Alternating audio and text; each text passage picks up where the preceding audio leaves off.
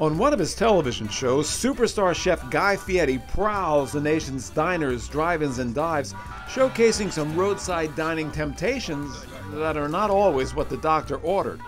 But Guy has a personal passion for creating better eating habits. I've sometimes joked around and said that fast food should be illegal. So before you order pepperoni pizza, corn dogs, nachos, or fried wings, let's see what Guy says about healthier alternatives. Go get some chicken tenders, hit it with a little egg wash, put some crispy cereal on it, non-sweetened, and bake it in the oven. The chicken's cooked, the crunch is there. Chef Fieri and I met in Atlantic City, New Jersey, the former seaside summer resort transformed into a year-round gaming and culinary destination, where Guy was appearing in the Atlantic City Food Festival. We sat down at Caesar's Palace in Mia Restaurant. Thank you for joining us on My Generation. My pleasure. Okay, so look, let's take a person who wants to indulge in the fries, the pizza, the wings, a lot of the kind of stuff you cover on your show. But for health reasons, they can't do it. What kind of alternatives would you suggest that can be satisfying? Well, I mean, there's different health reasons. There's health reasons, physically you can't eat it, you're lactose intolerant. That I don't have much for. I mean, if you're in a specific, if you have specific dietary restrictions, typically you learn about how you can make pasta into your diet without having it, give you a bad outcome. On the other side of it, how do you enjoy these things and if you're a big fan, I have to go back to the beginning of it all, which is just moderation. I think that too often what happens is you go and you supersize something, or you go and you have everything that they have available on the menu. But I remember when I was a kid, we would have taco night at my house. It was my favorite night. Tuesday was taco night. And I wouldn't even have my taco made, and my dad was already done with his first taco. And I remember my sister would say to him, my dad stopped eating, "Dad, aren't you hungry? Or are you full?" He goes, no, I'm not full. I could eat another 10 tacos. I just don't need to eat another 10 tacos. And I think that's what happens to all of us. I think that one of the biggest examples we can take from the European culture is eating in courses. We eat everything together. Let's just talk about having the salad first. So you make the salad, you sit down, you eat the salad, now you've had the salad. Now you get up and you go prepare the pasta or the fish or the chicken. So more time elapses. There's all of these factors: moderation, time elapsing, being smart about what you're eating. If you're gonna have a hamburger and French fries, maybe not as much. If you're a big French fry fan, how about we do the French fries with the grilled fish? Let's make some alterations to the menu plan. So it's menu planning, it's eating in moderation, all of those factors. Well, also some of the things you can tell the kitchen. I mean, you can say to the kitchen, "I want a burger, but I want it well done." Well, I don't know that you have a concern. I've talked about making the ultimate burger. To me, to really make a great burger, use really good meat, and I mean, I'm talking grass-fed beef. Heirloom tomatoes, a nice, lettuce that's nice and fresh, a thinly sliced Bermuda onion, a good whole grain mustard, maybe a touch of mayo, maybe not, if you got enough juice coming out of that burger, and a whole grain bun. You put that mixture together, people say, "Oh, it's a burger, so it must be bad for you." No, it's eating 6 ounces of meat. And you've got some protein, you got some vegetables coming along with a whole grain. There's ways to do it. We just can't get too stereotyped. People watch my show and they say, "All that bad food you eat." If you really watch the show and you really check it off, I'm trying to pay attention to my health as much as anybody. Well, good question. Considering your job, how do you modulate your own diet? It has a lot to do with, one, I love food probably more than most people. I mean, this is what I do for a career, but it was before television. It was because I love food. I mean, I would wake up as a kid and my first question to my mom was always, "What's for dinner?" Matter of fact, she made a rule that I wasn't allowed to ask what was for dinner until we'd had lunch. And I think that's one of the reasons that she didn't serve lunch sometimes till 3 o'clock. But thank you, I'll be here all week. Exercise, moderation. When we're shooting diners, drive-ins, and dives, the producer will actually take the food from me. And I mean, sometimes it turns into a skirmish about, "Give me that," But it really is because I can't eat too much during the show because it slows me down. and I have to have my palate fresh Right. for 5 or 6 things that I'll try. But I'll shoot 2 locations in a day. So again, it goes right back to the beginning of it. Moderation, exercise, and then when I'm not enjoying that food, when I go back to the hotel, so a lot of it's salad, a lot of it's soup, a lot of it's fruits. You know, I don't think we put enough fruits and vegetables in our diet, but that's a whole nother topic. But don't you also think, well, we should have more fruits and vegetables. Don't you also think that people can tell the kitchen certain things like don't finish the dish with butter? I'll tell you one of my favorite is salads. So people will say, you know, with the salad, can I get the dressing on the side? So now they get the salad, and they think that taking the lettuce or the vegetables and dipping it into the dressing and then eating it is for some way going to have them consume less dressing than if they had to put on the salad, which they send you 2 ounces on the salad or 3.5 ounces in the ramekin. And now you eat all 3.5 ounces and you think, I've only had that much dressing. I mean, there's crazy thing like that. Best thing you can do with the dressing, in my opinion, is toss it. Toss the salad on the dressing. That you can ask the kitchen to do. One of the things that you can do is you can, talk to your server, talk to the person, depending on your level of awareness to the restaurant, and just say, I have health, I'm trying to cut back on fat. Anything you could recommend? If they finish that with any butter, or if that's finished with a heavy sauce, could I have it on the side? I don't even like to do things on the side. I say just send it back to the chef. Say, listen, I want to have the sole, but I don't want the lemon caper butter sauce because of health reasons, or I'm just trying to watch what I mean. Don't send me the sauce on the side because then you're going to eat it. Say, could I have that prepared in another fashion? Grilling. One of the best things we can ever do. And there's so many grilling techniques now that can be done in-house. Le Creuset makes a great pan that has the grill marks, and you heat it up, and you can sit there and mark a steak really nice in your kitchen. But I think grilling is one of the best alternatives to really get that big, bold flavor we're looking for, getting a nice exterior, getting a little bit of a crunch to it. We love texture. I think that would be some of my recommendations, but it's not as easy to just say, well, you know what, when you go, don't salt any of your food. That'll solve your issue. This is not an easy, quick one fix. This is across the board. It's an attitude, and it's a respected level that you got to hold. As we age, right, our metabolism changes, our digestive system changes. How should our eating habits evolve as we age? You go to your doctor, and your doctor looks at you and says, triglycerides are high, HDL, LDL, where are you as a person? A lot of what we did in our younger years affects us as we get older. I gotta say, it goes back to the beginning. It goes back to what we're supposed to be eating.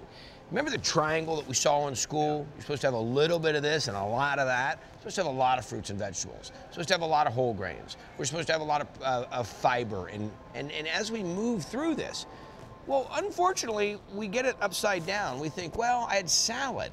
But you put a bunch of dressing on it. It goes backwards. I will tell you one of the smartest things that I think someone can do right now, and I do it, I'm a big fan of it, is juicing. I have a juicer. There's a wide variety of them out there.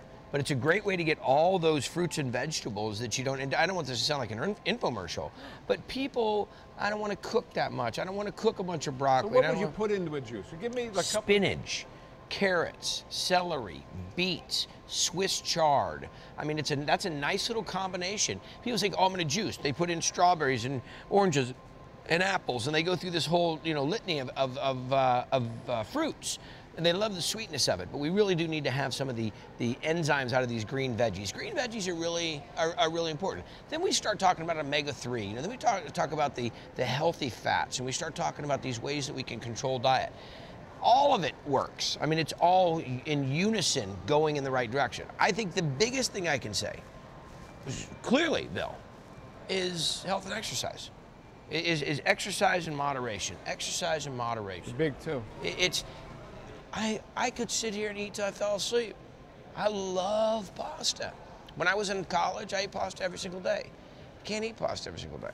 I have to watch what I eat when I eat it. Are you going to be up for another 2 or 3 hours? Maybe a big porterhouse steak is where you want to go. You plan on going to bed right after this? No way. No way. Let's talk about your Cooking with Kids initiative. You actually were instrumental in passing legislation in California. Let's talk about why you believe in cooking with kids and where you think that can take us. It dovetails actually with everything you've just asked me.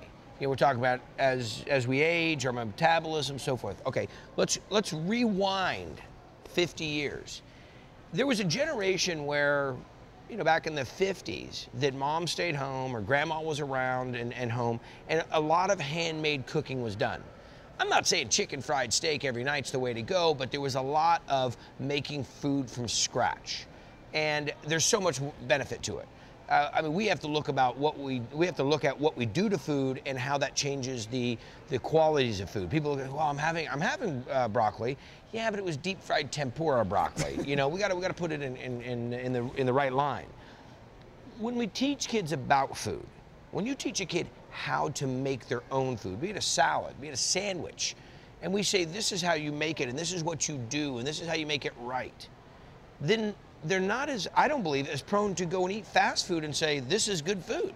My kids don't like fast food, and not because I hold them off of fast food. Oh, don't get me wrong, they want a chicken nugget. But for the rest of it, they don't ever want a melted this, package that combo deal.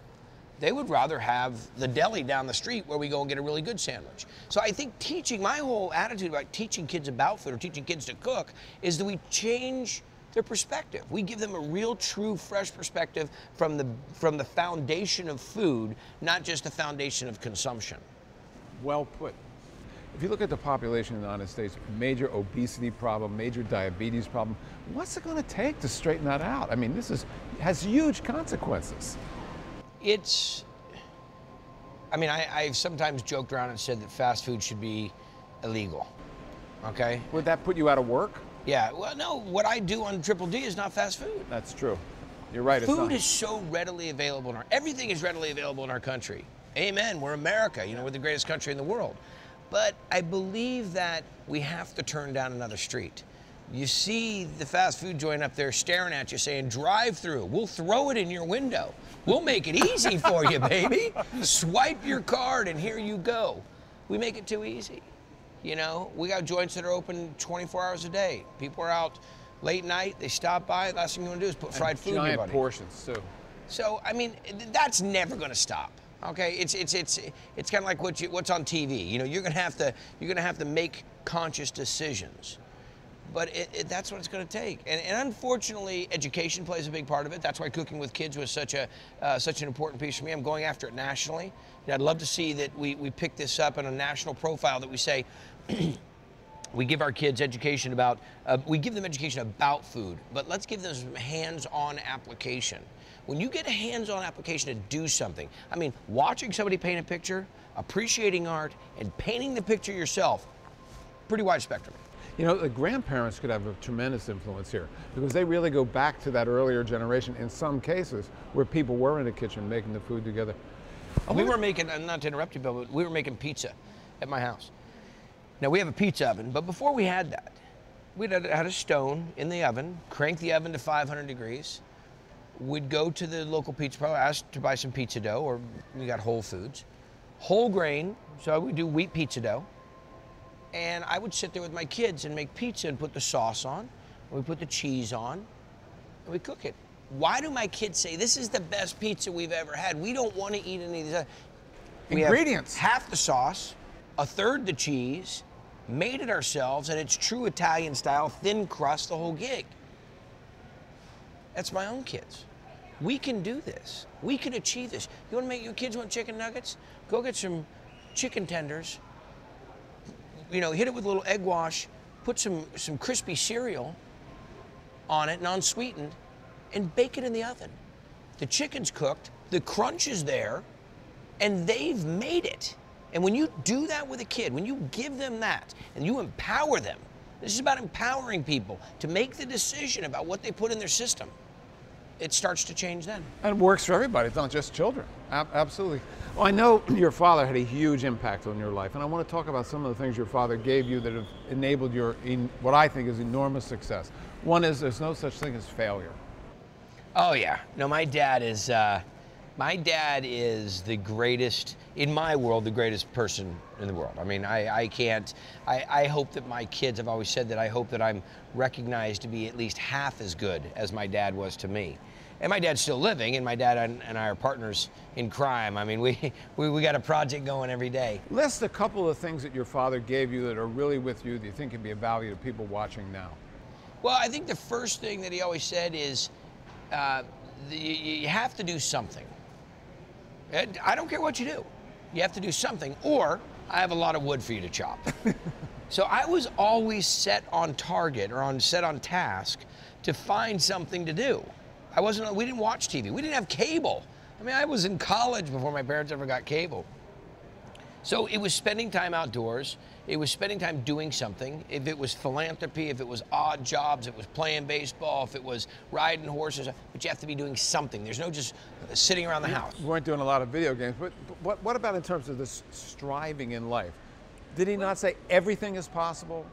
We never came from, people ask me this, like, how did you get where you are?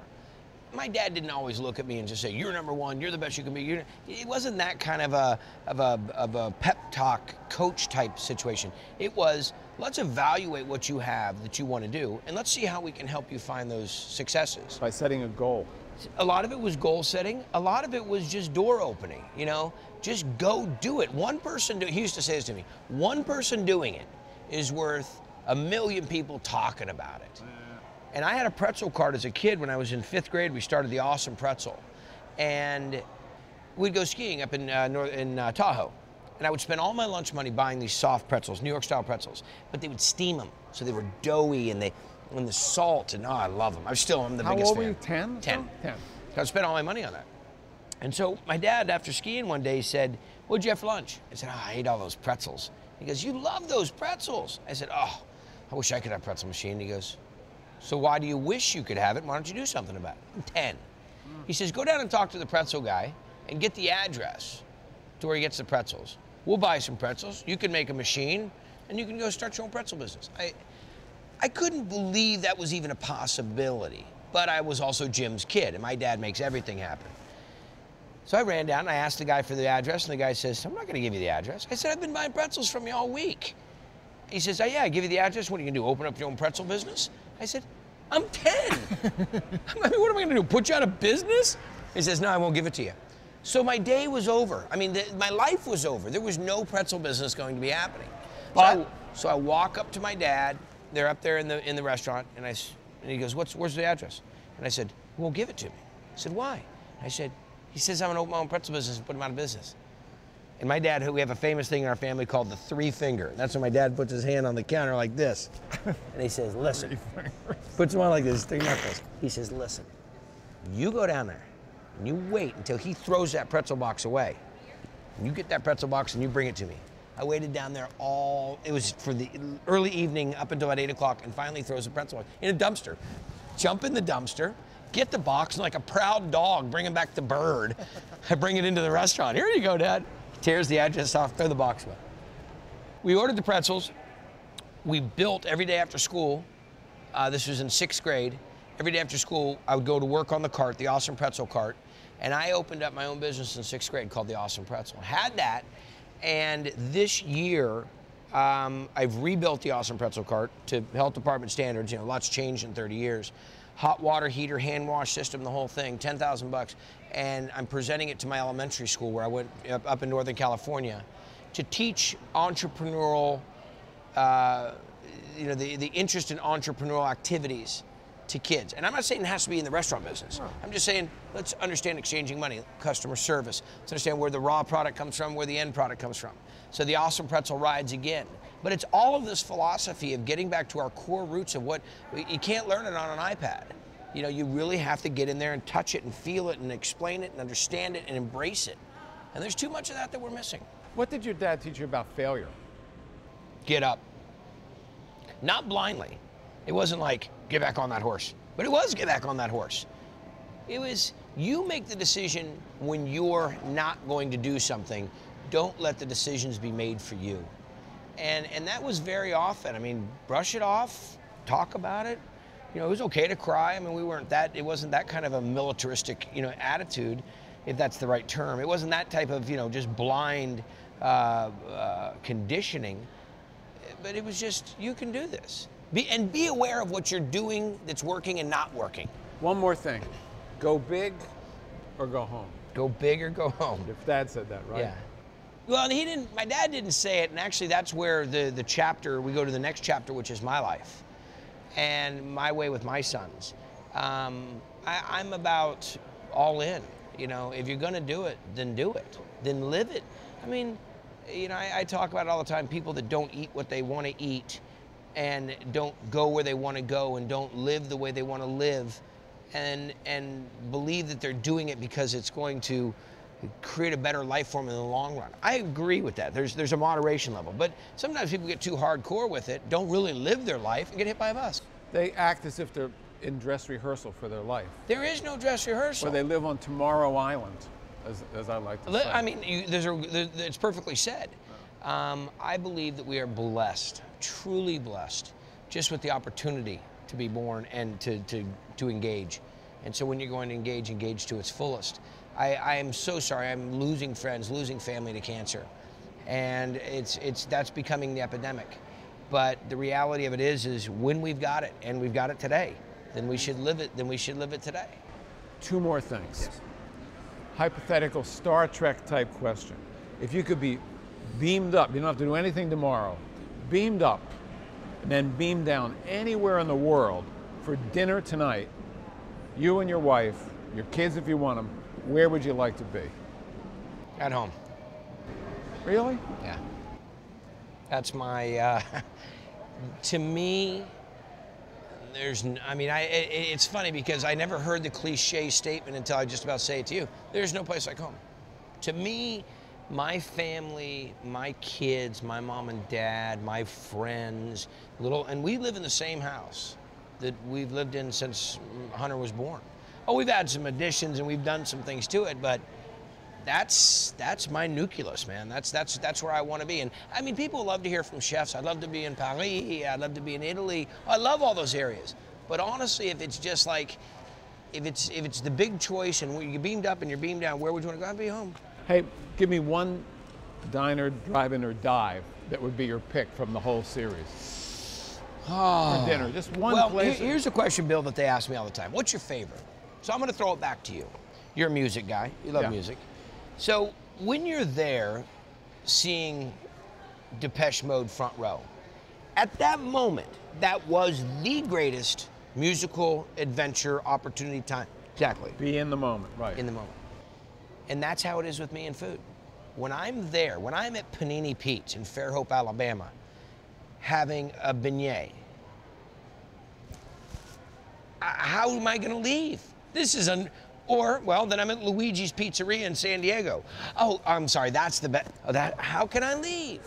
If I'm at Gorilla Barbecue in San Francisco, and but how can I leave? You know, so for me, I can't say it's one. It's when I'm in there, I'm in the moment, I feel it. You know, I'm in New Jersey, I'm here in Atlantic City. I'm 2 blocks away from the White House. I'm on my way. I'm in the moment. What do you say to the person who's watching right now? They know they're overweight.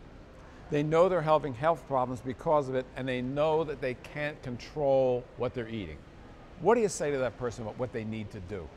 It's not a simple diet pill.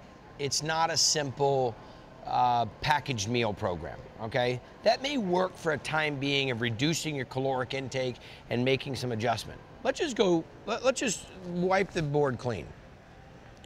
Is there exercise in your daily routine? Walking, 2 miles a day. Is there exercise? Is there healthy cooking, meaning cooking it yourself, or are we talking about packaged foods? That would be the next thing. And is there personal power in moderation? I think you combine those things. The biggest one though, Bill, to start it off, is break the habits. They talk about somebody that comes from drug and alcohol addiction. You can't hang out with the same people. Don't go to the same places. Don't go to the same bar. Don't do the same things. You gotta break the habits. Break the habit. Quit shopping where you've been shopping. Maybe just that would do it, because every time you go through the frozen food area, those chicken sticks scream out to you. Okay? Break the habit. We ultimately become our habits. We become our habits. And listen, I'm not in the exact weight I want to be. I mean, I could lose another 10 pounds, but I'm in where I'm in. people get satisfied and get in. But when I have to get ready to go on the road, or I have to get ready to do a studio show or something, you know, we all pay attention to what's going on.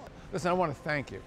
This Bill, has been good. Well, let me tell you something. Yes, I'd like to hear it. You're a fantastic guy, and I think that the show that you're doing and what you're offering the American public, and the perspectives. You know, there's a lot of perspectives. There's a lot of paradigms. You know, I've talked to people about cooking.